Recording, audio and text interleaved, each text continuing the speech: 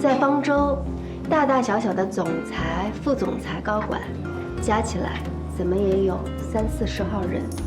你别想着一次性的就把他们认全，不过关键的几个，你还是要知道一下的。李月，方舟移动互联网事业群总裁，是个关系活跃分子，在公司地位不一般。这是陈志和他老婆。陈志是方舟技术总监，技术部和产品部向来是死对头。薇姐是方舟的 CFO， 属于方舟的元老级人物，在座的大部分人都要看她的脸色。哎，你看看，去年拍卖会我遇到过一幅，可惜当时没能拿下。听说他常常对别人的作品进行再创作，然后署上自己的名字。就这么个有争议的艺术家，追捧他的藏家大把大把的。你看这幅，前泽有作05年收藏的，我记得当时拍卖价就要480万美元了吧？咱们薇姐呀，真是有实力，有眼光。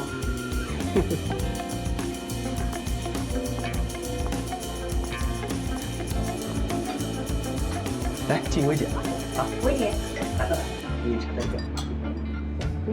魏明太太吧，这魏总没告诉你时间吗？你来晚了，我们都在这儿聊了好一会儿了。不好意思啊，地方不熟，多绕了几圈，确实是来晚了。大家都到齐了吗？今天的计划呢是晚饭之前运动运动，不过不勉强大家，我自己先去换件衣服啊。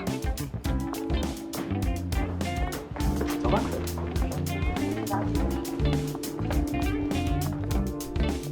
哎，宝宝，上次给你介绍那英国斯诺克私教，你后面去上课了吗？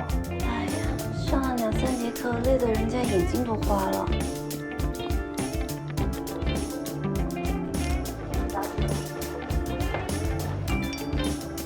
什么情况？不就是吃饭吗？哪来的活动环节啊？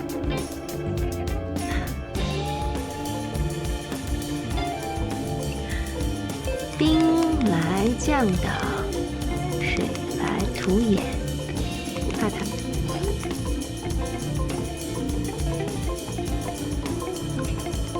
半个小时后到。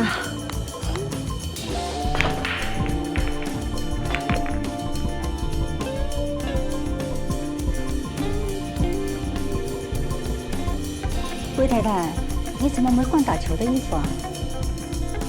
第一次来，没准备。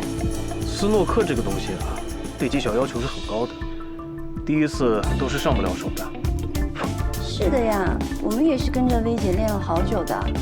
魏太，你准备不准备都是一样的，你呢就站在旁边看看就好了。规则很复杂的，你一时半会儿也弄不清楚。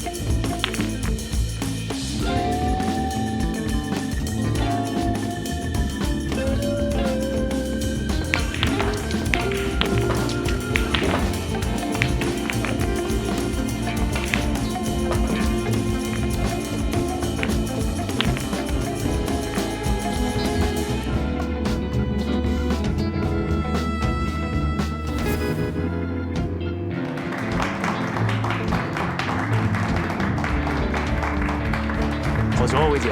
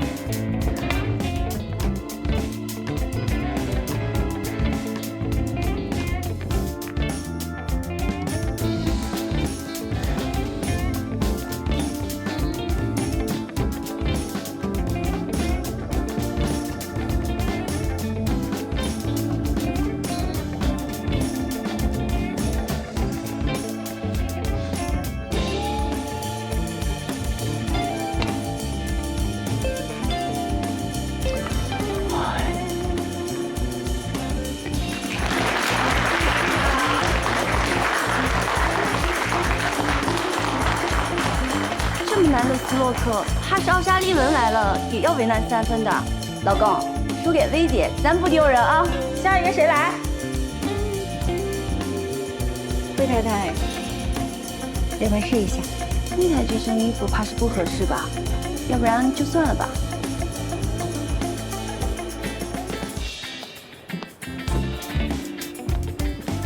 魏总，哎，怎么才来啊？我来给魏总太太送衣服的。哦，魏太太，魏总让我提醒你，出门别那么粗心，少带一件衣服都不知道。给。啊，知道了，谢谢啊。魏太，现在有衣服了，要不要跟魏姐打一局啊？好啊。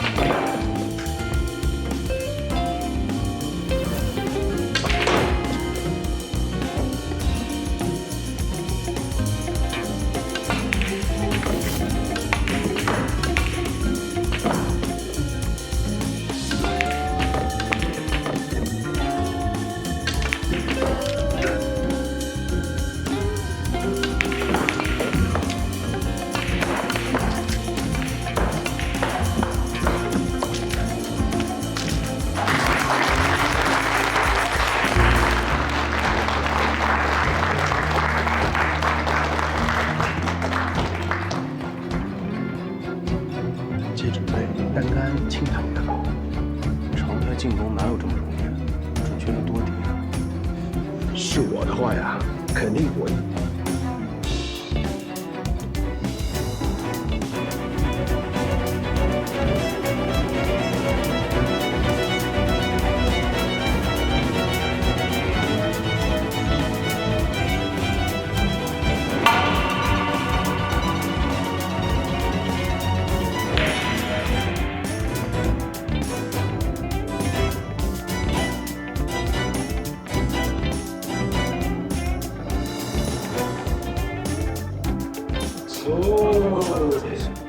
高手啊！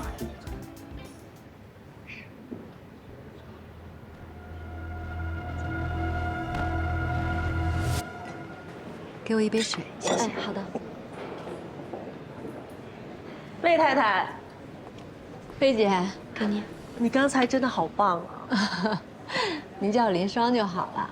你是在哪儿学的斯诺克？我是上学的时候参加过江大的斯诺克社团。你是江大的？是啊，我是你的学妹，令小姐姐。这么巧啊！哦，当年在大学那会儿，谁教了你斯诺克呀？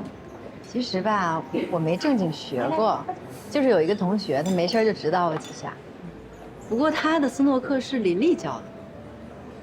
怎么了？不会吧，我也是林丽教的啊！这么说起来，咱俩是师出同门啊！小师妹。不过他俩现在聊什么呢？聊得这么开心。你说这魏明老婆球打得这么好，听说没有？肯定是请的英国教练呗，一看就知道。我也给你找的英国教练，你怎么什么都没学会啊？哎呀，你就别说了。行了，你俩别打情骂俏了。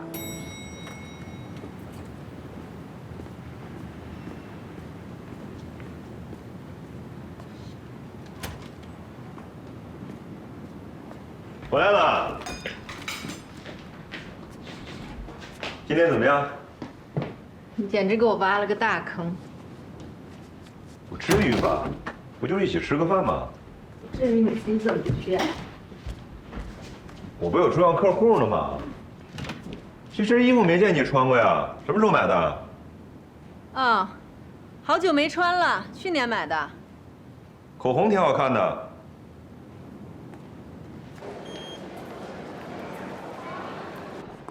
魏总早。早上好。早上好。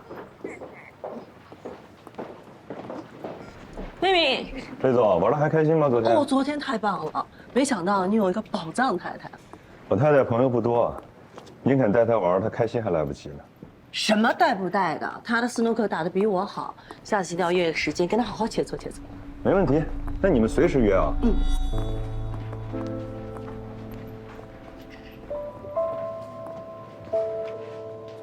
要不是啊，你提前帮我排雷，还临时赶来救场，我现在应该已经社死了。其实这些人啊，不管是强势还是温顺，看的都是公司的职位还有利益关系。有了磐石这张牌，魏明升 VP 应该就是这1、2个月的事儿了。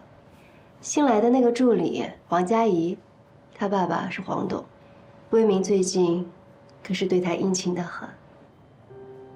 你的意思是，魏明为求自保，想借黄佳怡来讨好黄董？也不一定是自保吧。人心不足蛇吞象，魏明还不到40岁，他的野心应该不仅仅只是一个副总吧。副总之上那就是 CEO。魏明是有点才华和小聪明，当一个副总算是比较匹配的。但是，如果让他掌舵全局来领导一家公司，那他还差了点格局。他知道他自己差的这点格局，需要一个强大的后盾来帮他补上。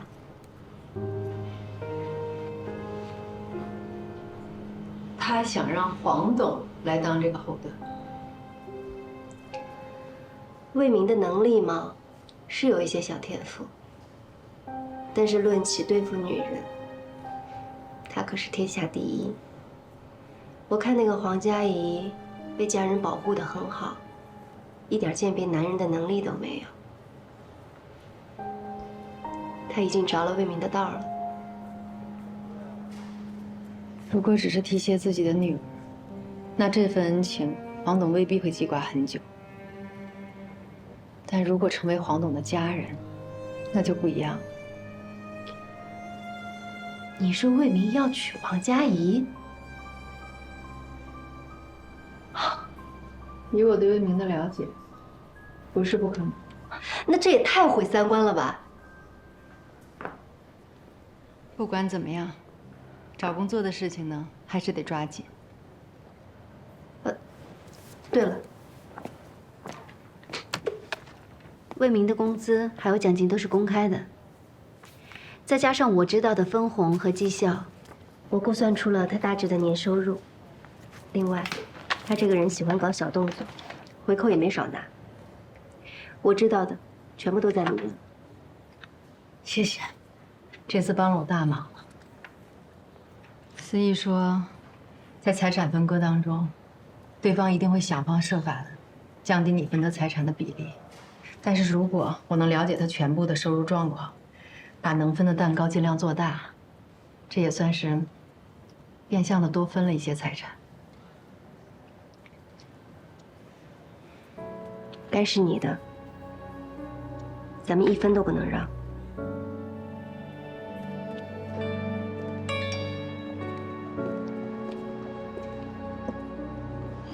林双，磐石研究室又开始招聘了，你报名吗？当然。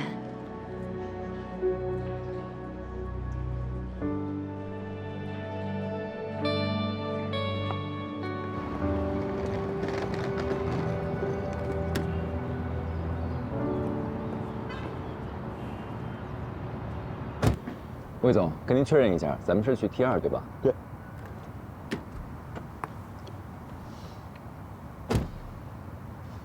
魏总好。明博呢？公司不是派他跟我一起出差吗？明博突然有点急事，脱不开身，所以公司就派我去了。师傅，出发。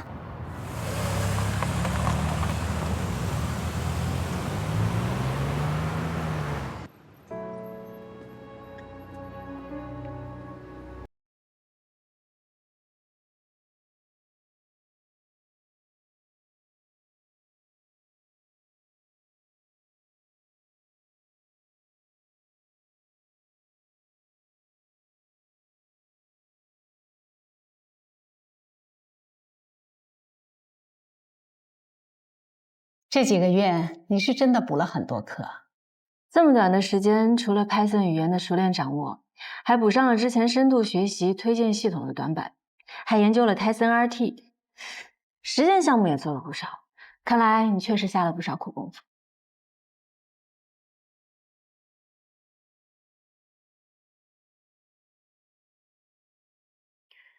能够进入磐石研究室，对我来说非常重要。希望各位能再给我一次机会。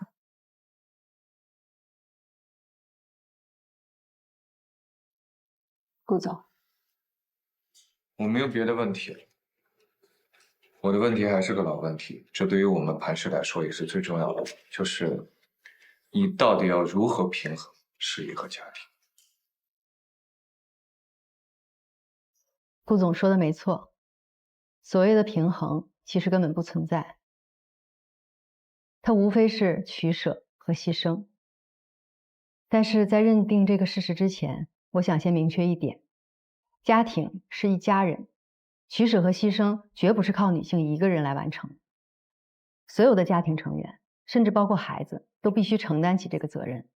当所有的家庭成员都承担起了责任，并开始发挥作用的时候，那么这个取舍和牺牲才能最大程度的减少不必要的消耗，尽量让所有人都满意，也可以看作是达到了某种平衡。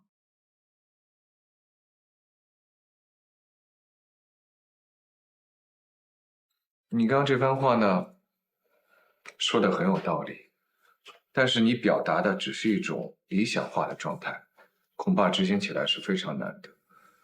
而且，程序员是高强度的工作，即便是大学刚毕业的年轻的员工，也有时候可能会感到力不从心。所以你到底拿什么来证明你能够胜任？我想让大家看一个表格。我的一天是从早上6点开始的，洗漱、更衣。6点20，我准备早餐，叫家人起床。7点15送孩子去幼儿园。8点菜场买菜。8点40回到家里，收拾餐桌，整理衣服，还要处理一些缴费和外出事宜。一边我还要用手机听课。12点钟，我会利用午餐的时间下单一些生活必需品。12点半，午餐结束，我为晚餐做准备。3点，我会去幼儿园接孩子，直接送到特长班，督促他语数外以及画画还有围棋等技能的学习。5点钟回到家做饭，6点钟吃晚餐。7点半，我给孩子洗漱，哄他睡觉。9点钟，我再重新收拾一遍房间，为第二天早餐做准备。10点，我可以继续学习2个小时。12点，我自己洗漱睡觉。这只是我过去几年里最普普通通的一天。如果遇上老人、孩子生病，家里突然来亲戚，那这张表格还会复杂很多。另外，除了时间管理，几年的主妇生活也让我对于财务统计、家里人的心理疏导以及各方面的协调能力都有了很大的进步。我想，我的工作强度和复杂度对比一个初级程序员的工作需求应该是绰绰有余。你在之前的面试和笔试中分数排名是最高的，所以看得出啊，你的 Spark 以及机器学习方面的工程能力是非常的扎实的。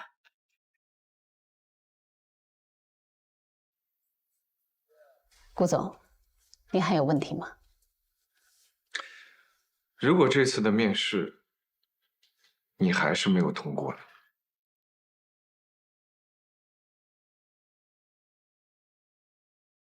我一开始出来找工作，其实动机非常单纯，就是想赚点工资。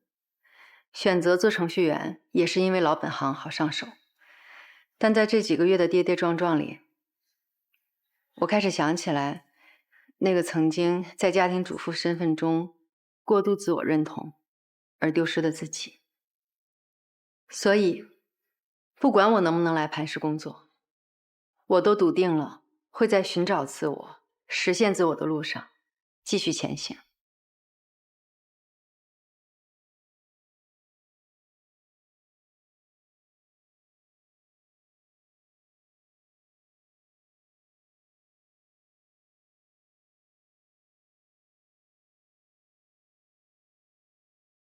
恭喜你加入磐石研究室。雷发着磅礴，慢慢的微光，享受着太阳赐予的温暖。它沿着遗憾缓缓的落下，去拥抱脸上释然的笑啊。希望以后的每一天，我都能去发光，而不是被照亮。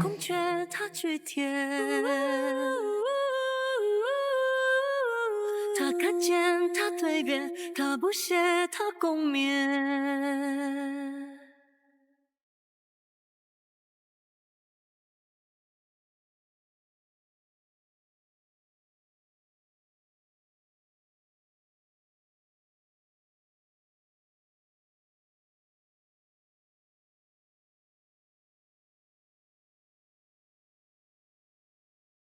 江海，明天我就要去磐石上班了。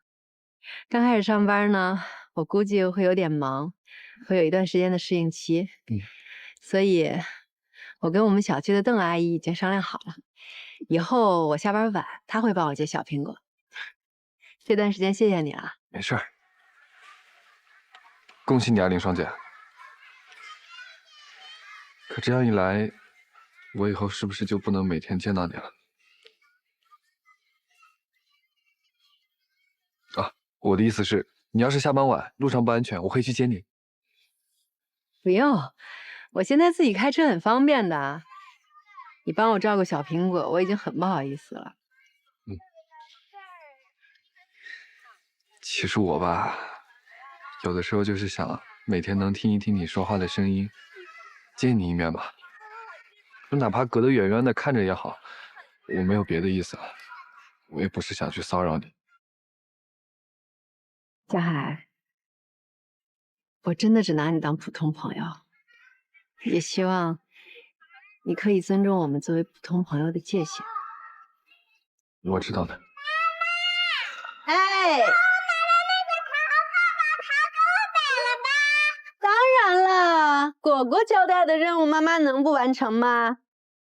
跟小朋友们分一下。吃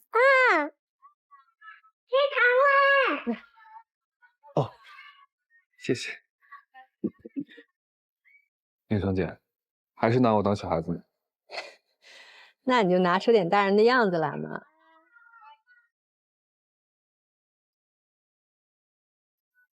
魏总，不吃饭吗？这么严肃干什么呀？我刚才给明博打电话，你硬把他顶替了。这么快就穿帮了？王佳怡，这里是公司，不是你过家家的地方。我没在闹着玩儿，我是真想跟你学点东西。这次出差我也早就跟你申请了，但你最后还是交了明博。我之所以选择明博有2个原因：一，他工作经验比你丰富；二，我们出差办事儿难免要喝酒应酬，加班晚归，他一个男人跟着我比你方便。原来魏总也会搞职场性别歧视。我没有搞职场性别歧视，我只是……所以不是我做不好，而是你担心我做不好。我会用实际行动向你证明，你的担心绝对是多余的。再说了，你现在没什么备选方案了，我们还是抓紧聊聊项目吧。冒名顶替的账我回公司再给你算。先吃饭。我们这次来，主要是要磕江南几个老牌企业，你回去查查资料，好好做做功课。嗯。还有，要跑几家公司，几个地方，所有的路线、车都提前安排好。好的。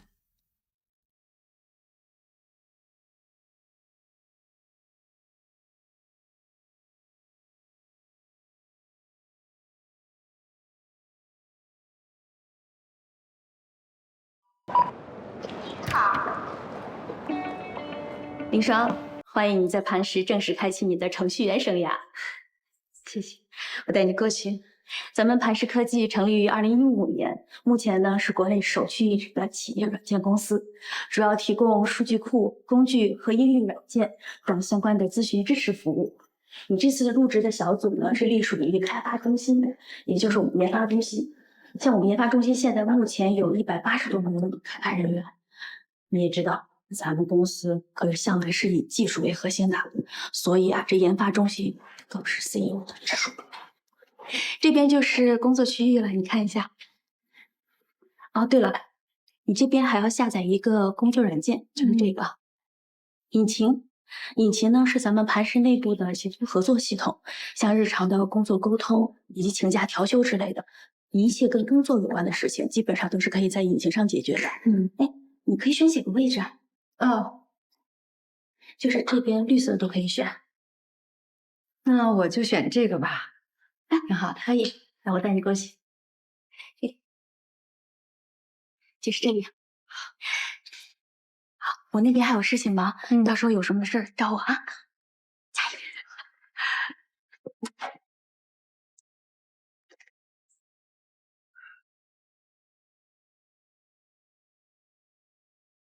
女山啊，喂，林双啊，你这个工位啊，正对着 CEO 办公室，无论是上班呢、摸鱼还是留发，全都一览无遗，能够感受到来自 CEO 的零距离关怀，是我们整个磐石出了名的动手宝地。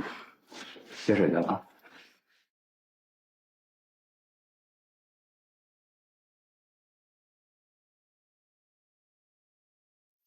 下周的产品需求会，所有的流程已经同步到你们电脑上了，自己看一看啊，完全根据这个规章制度走。各部门你们稍微协调一下，好吧？哎，听清楚了啊？散会。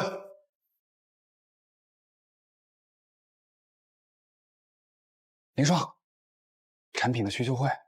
啊，哦。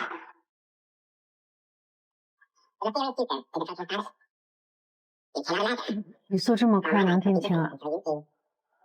提高获取信息的效率嘛，多听听就习惯了。散会。太能说了。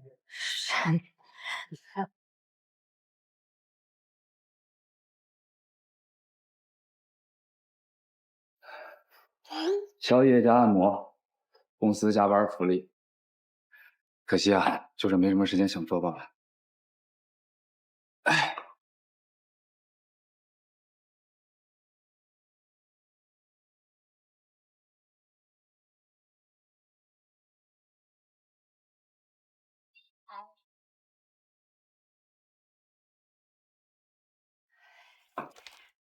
不好意思啊，邓阿姨。没事，睡熟了。那我去了啊，我送你。好，那你注意安全，谢谢啊。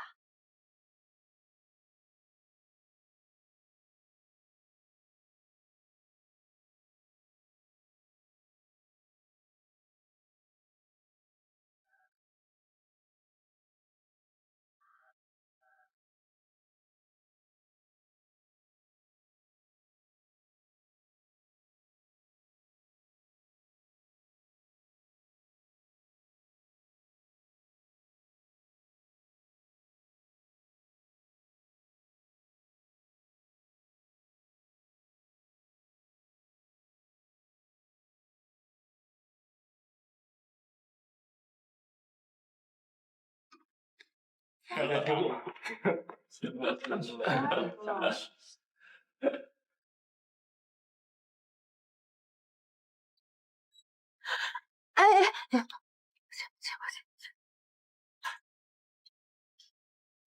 问你，我是谁吗？你是这么一个导护者，导护者吗？看到。哦，这个程序不行，哦，不是，谢谢。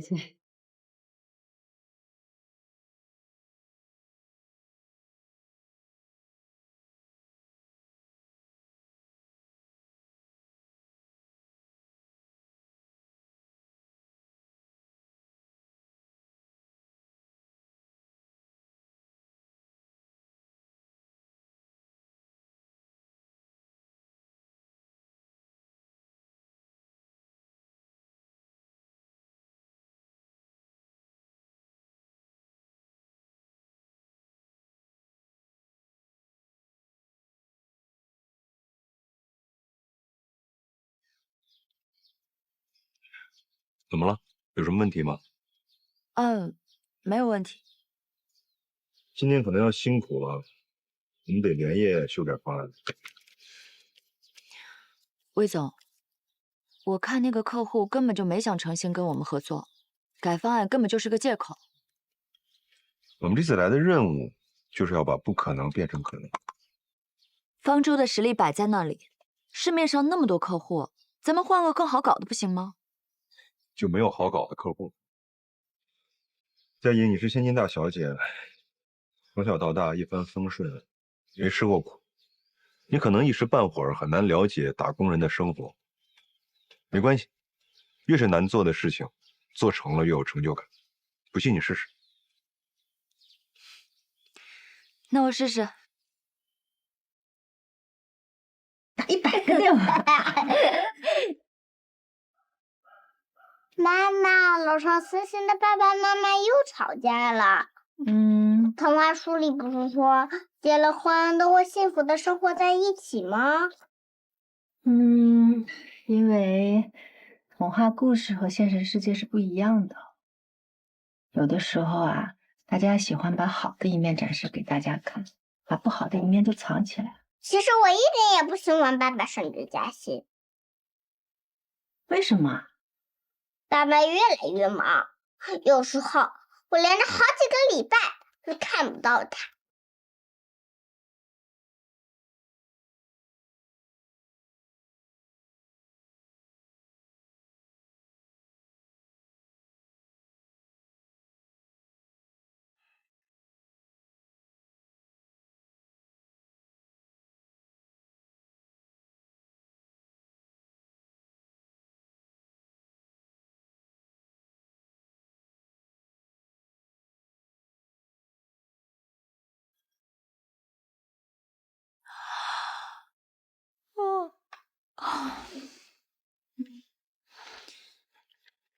佳怡，你把星辉的资料让我看一下。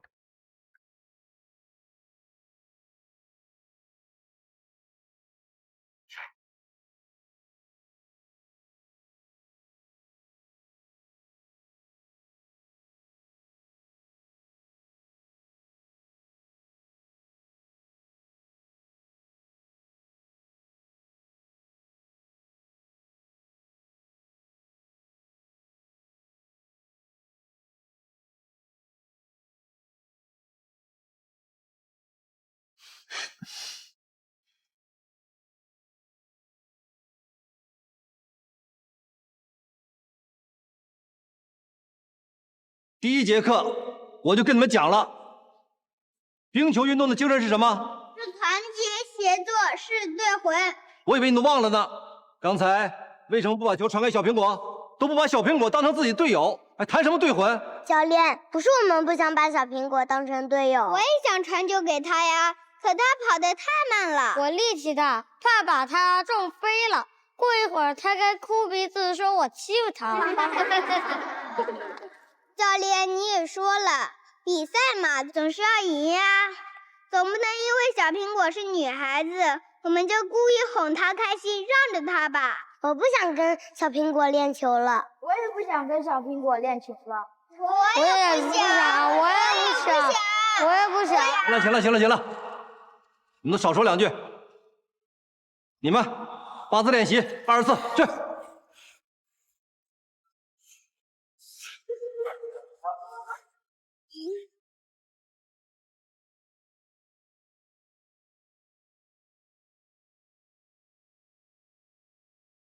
林生，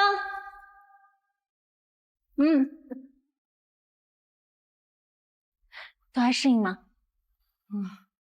正在努力适应中。跟你想象的不大一样吧？大厂需要用速度对抗周期性，职场环境也会相对复杂，所以短期内你估计会很辛苦。没事，我挺开心的，不怕辛苦。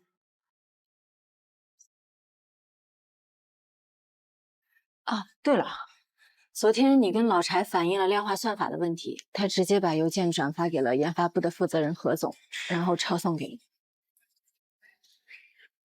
可是我不知道他，你不用和我解释。今天何总正好在北京出差，明天等他回来，你好好想想该怎么跟他解释。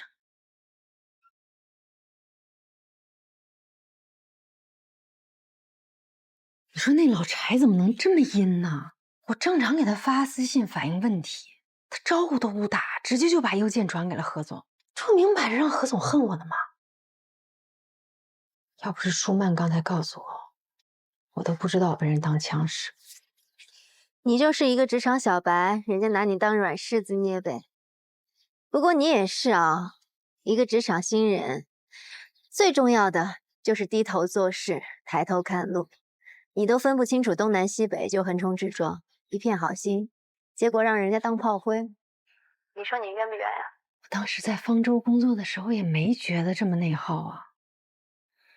方舟那个时候处于初创阶段，就几十名员工，现在的磐石有几万名员工，自然有亲疏，有派别，有阵营，有利益关系是非常正常的事情啊。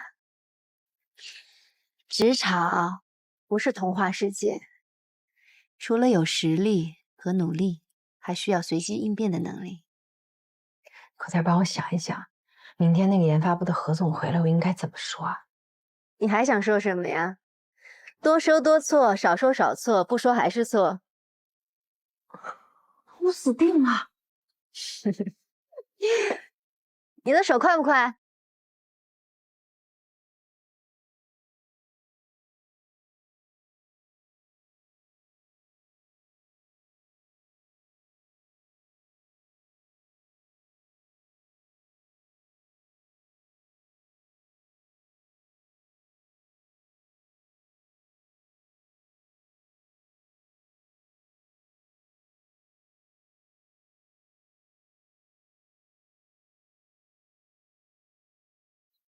基于我这次去北京项目洽谈，进一步了解了客户的需求。稍后呢，负责这个项目的同事啊，跟我走，咱们单独开个会聊一聊。好。哦，有同事给我发邮件，反映开源的量化算法性能不佳，所以刚刚会前我特地找了 KV 跑了一下算法，测了一下性能效果，结果发现根本不存在邮件里反映的问题。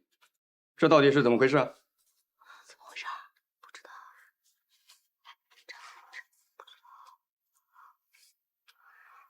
是我给老柴发的邮件。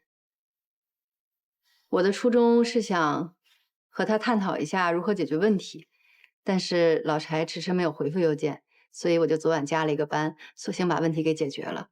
至于他还跟您汇报了这件事情，我确实不太清楚。比起反映问题，我们更需要的是高效解决问题的意识和能力。磐石需要林双这样的实干精神啊！哎呀，我就是做好自己的本职工作啊。我是一个新人，我做事的原则非常的简单，就是低头做事，抬头做人。我还有很多不足的地方，希望各位同事日后可以多多指正。老柴啊，以后遇到问题，不要老想着甩锅啊，多动动脑子。好了，就到这儿吧。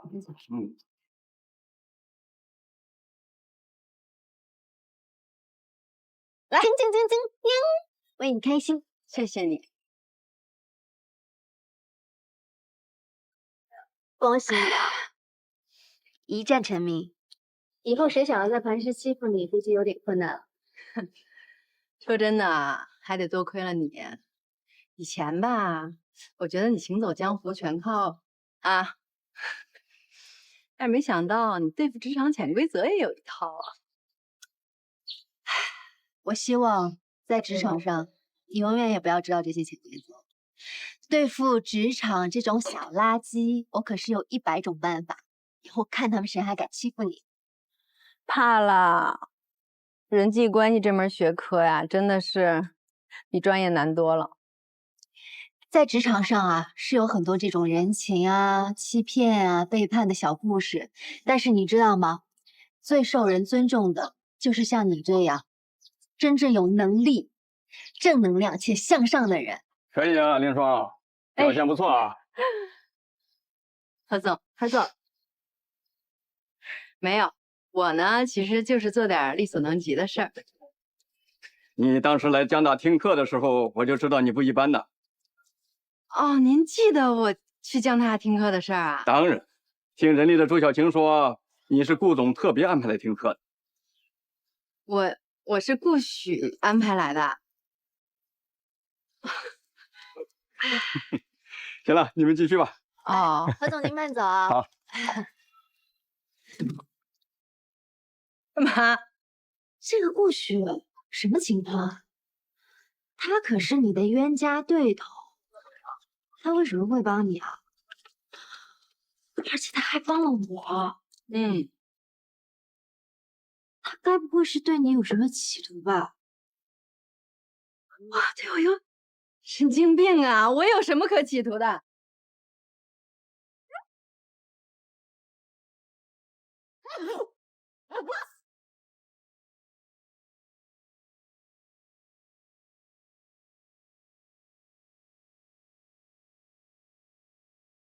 你赶紧回去休息吧。好的，顾总。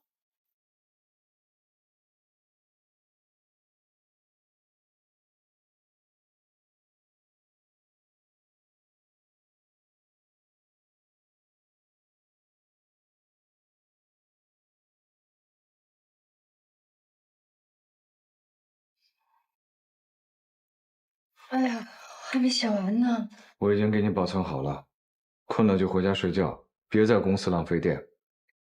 训练你也要管，听个课你也要安排。你这个 CEO 是不是有点太操心？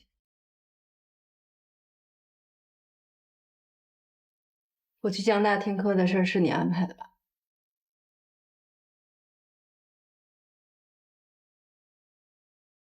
你不是最看不上我吗？干嘛要帮我？我帮你是2个原因：一，你是林老师的女儿，林老师对我的恩情无以为报，所以我只能从你这儿借花献佛；二，倒是我个人原因。其实我之所以成为今天的顾许，在某种程度上是得益于你。因为我，你是我在大学生涯里一直想要超越，却偏偏怎么也超不过的那个对手。整整7年，我都活在你的阴影里边。你知道吗？我为了超越你，到美国留学，每天都泡在图书馆和实验室里。创业之后，更是把办公室当成了家。我用了2年的时间，就把创业公司做成了业内独角兽。就连我接受磐石的 offer 回到国内，有一大半的原因是想要重新跟你一较高下。现在你呢？我设想过无数种我们重逢的可能性，唯独没有想到过眼前这种。武侠小说你看过吧？什么意思？我拼尽了全力练成盖世武功，就是想要和你重新一较高下。现在孤独求败的心情，我倒是体会到了。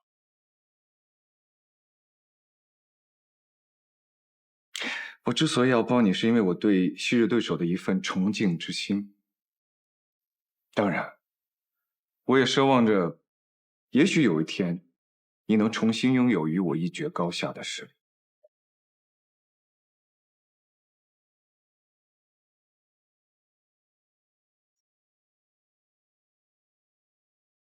谢谢。不过我连进入磐石都是勉勉强强，距离成为你的对手还差108000里呢。我估计你这个愿望应该是很难实现。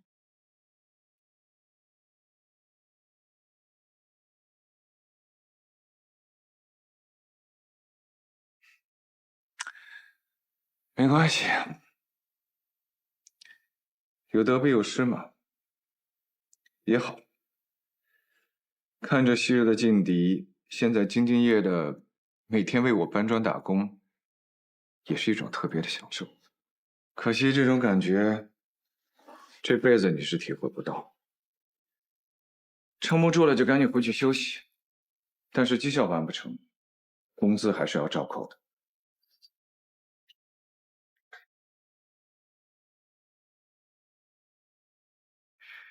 你这转头一向不行啊，赶紧回去休息吧，别熬夜了，毕竟年纪摆在这。